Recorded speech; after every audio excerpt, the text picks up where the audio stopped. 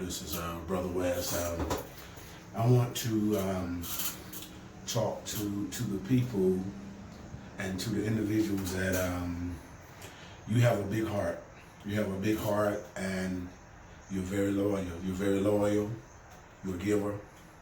You're help anybody. You give even the shirt off your back if you had to.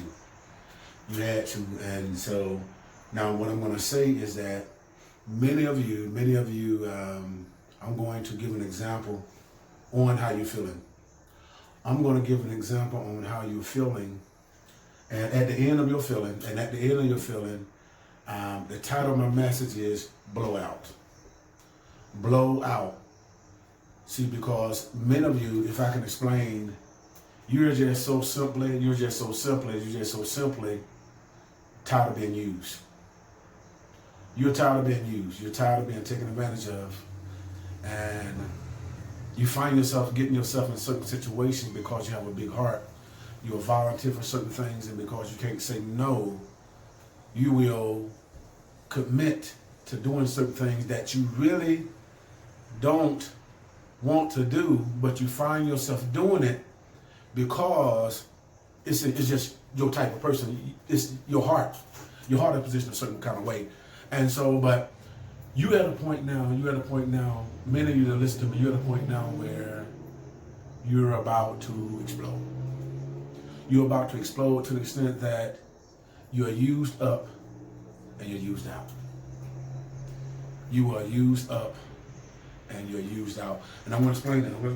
It's just like when you buy a tire. When you buy a tire for a car. You buy a tire for a car, it's good for 50,000, some 75,000 miles, whatever. The tread on it. And it gets to a point where the tread is worn out, but you're still driving it. And now the tire itself has become worn and bald. No more traction, no more traction, no more traction, no more traction. And so when at this particular place you keep driving, you run the risk of your tire blowing out. And what can happen if your tire blow out? You have a wreck, hurt yourself, hurt somebody, die. Or die yourself, or kill somebody. And so, with a tire. So what you have to do to avoid the blowout, buy another tire. That's all you have to do. You have to replace the old one. That something don't happen. Because you know how it is when you're going on a trip, the thing you want to do, you want to check out your tires, because the worst thing you want to do, you want to have a blowout on the road. You do not want to have a blowout on the road.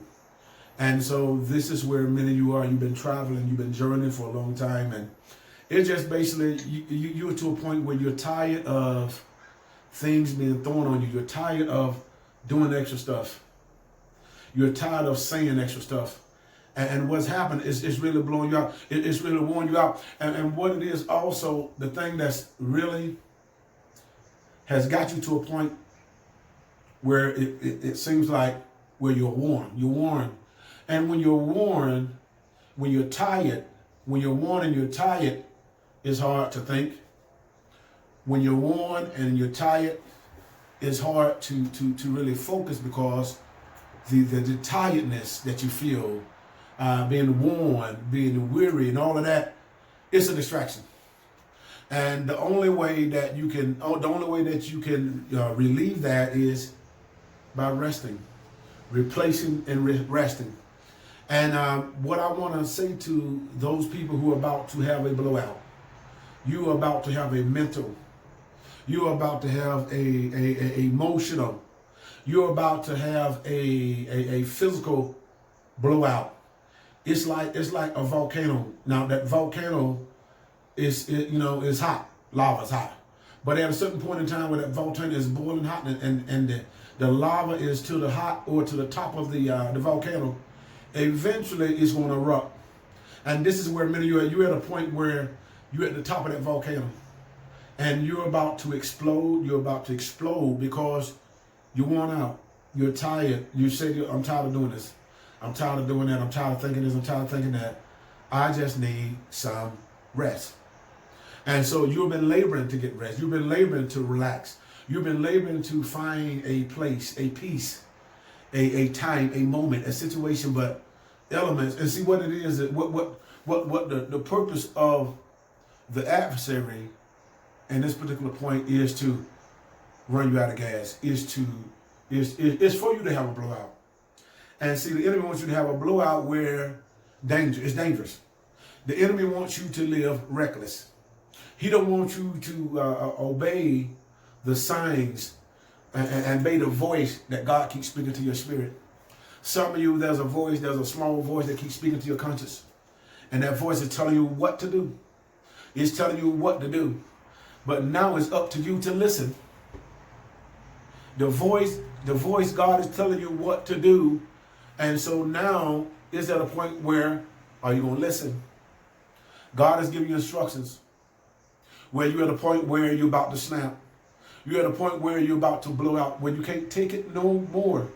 You're at a point, you're at a tipping place where things that you once cared about so much, because you're so worn out and because you're about to have a blowout, you become desensitized. Because you're tired, because you're weary, you have become desensitized. You have become desensitized. And so you really need a move of God. And I have good news though. God is going to meet you. God is going to meet you. The scripture says that they that wait upon the Lord, he shall renew your strength. And so in your waiting, just keep holding on. In your waiting, just keep trusting in him.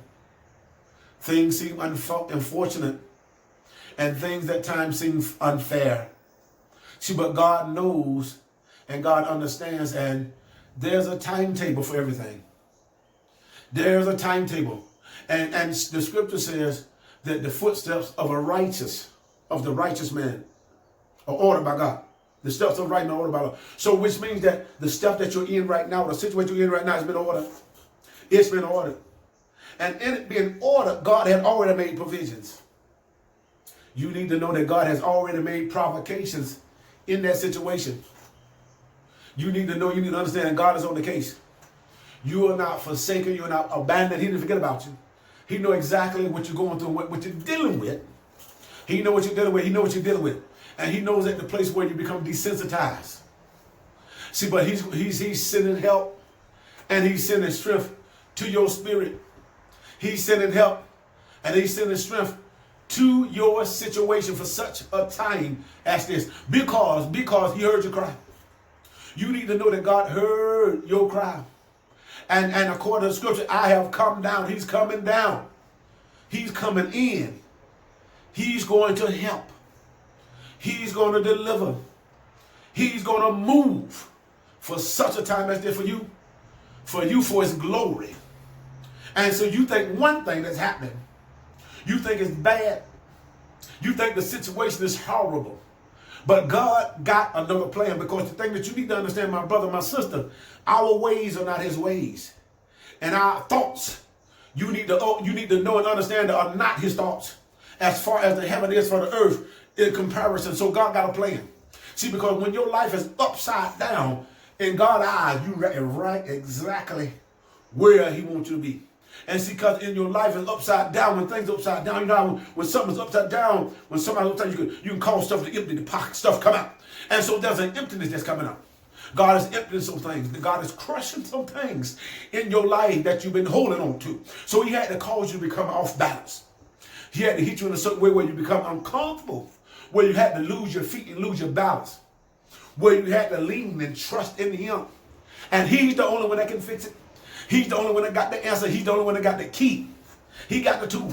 And he wants you to cry out to him for such a time as this, concerning what your cry is, concerning your pain, concerning your condition, concerning where you're crying at, and what you need him to do. He heard you. He heard you. He heard you. The scripture said that. Whosoever shall call. There we go. Whosoever. And that's not excluded from you. Whosoever shall call on the name of the Lord, they shall be saved, be delivered, be brought out. And so all you got to do is begin to call. Your breakthrough is in your call. Your answer is in your call. You know how it is when you gotta go make an appointment to a hotel, or make an appointment to somewhere. You got to pick up the phone and call to make the reservation, to make sure everything is sealed. Make sure everything is taken care of. And so God just wants you to call. Call him, and let him take care of it. Let him fix it. He can do it. He can fix it. He can fix it. And what seems impossible, he will take the I am off of that impossible, and he'll make it possible. You need to know that God can do it. And God can do it. Not as if God can do it. He will do it. But it takes you asking. He's there waiting on you. He's waiting on you to extend. He's waiting on you to reach your hand out. He's waiting on you to come to him. Because he said if you abide in him, his word is going to abide in you. You can ask what you will. And if you've been abiding in him, he wants you to open up your mouth and ask.